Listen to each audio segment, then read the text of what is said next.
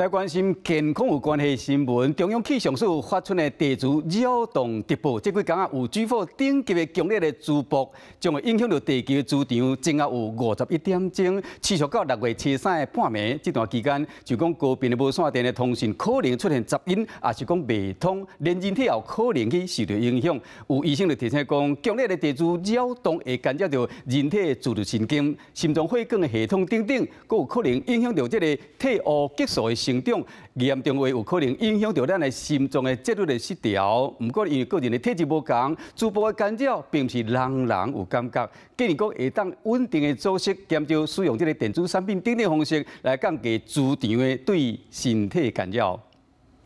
Hello， 我是林明瑞。想要抢先掌握最及时的新闻资讯吗？赶快订阅、按赞、开启小铃铛，锁定我们华视新闻的 YouTube 频道。